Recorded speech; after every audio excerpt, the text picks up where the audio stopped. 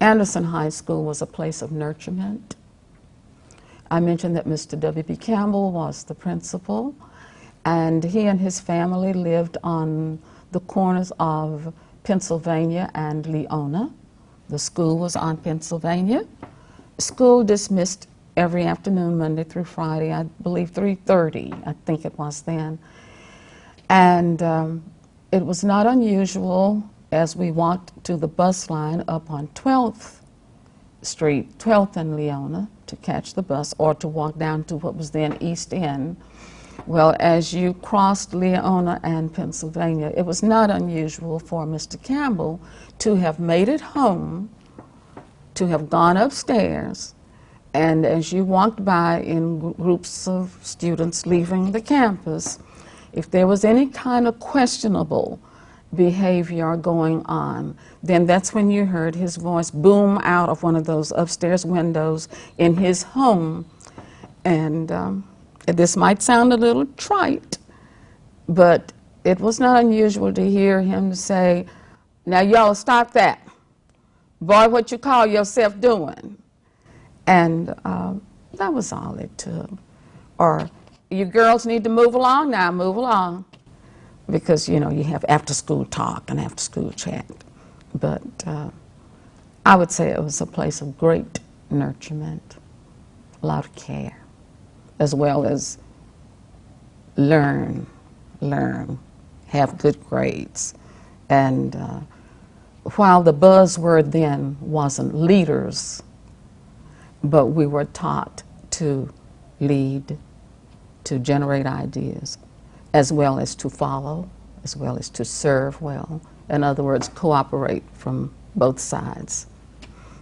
I think 99% of us were always courteous to the teachers.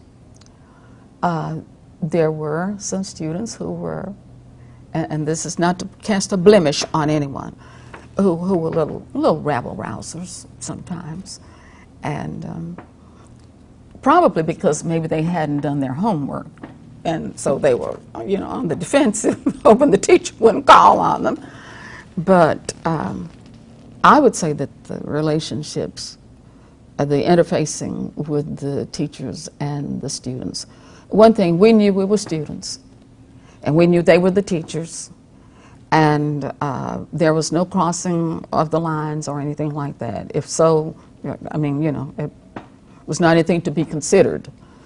So you didn't, as our grandparents would have said then, so you didn't get out of your place. You didn't talk smart. You didn't talk back. That's what I'm trying to say.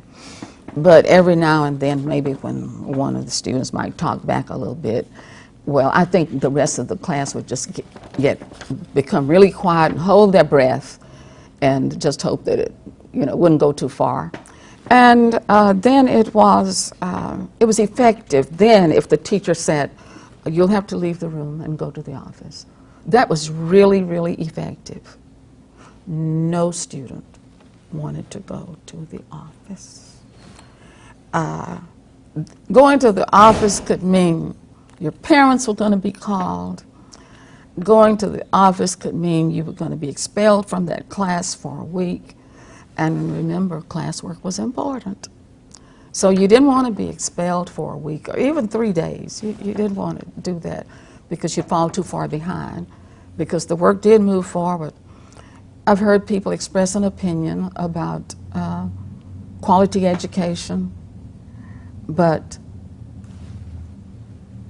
it was there for us to learn. Our teachers were knowledgeable and unselfish. The idea was to pull the student as far as you could pull them, and then push them as far as you could push them, even if you got the idea that maybe they may think of an idea that you hadn't thought of. If that were to happen, I think then the teachers would have just nurtured that and encouraged the students to do it.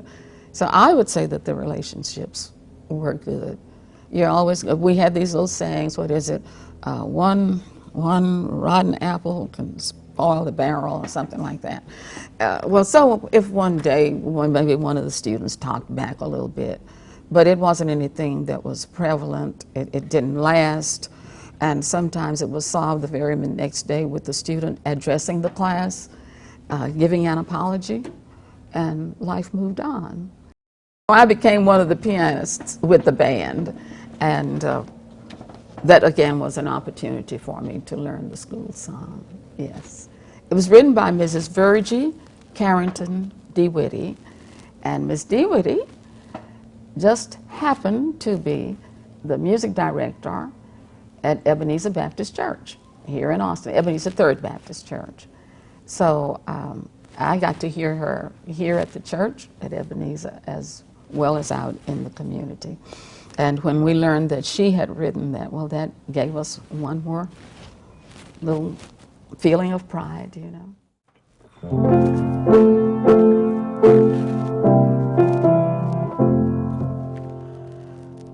Well, here we are just to boost her dear old AHS.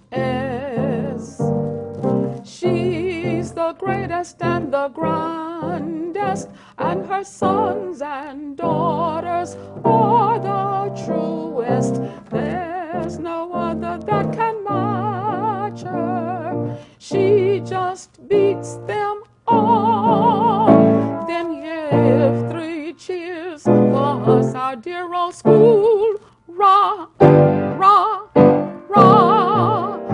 Dear old AHS, we love you, yes we do, do, do. Let our hearts sing out in exaltation, for we know that you're our inspiration. When the days are dark and dreary, we are never blue or weary.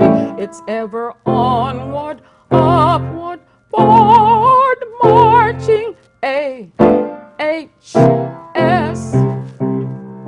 Onward and upward is our watchword, dear old AHS.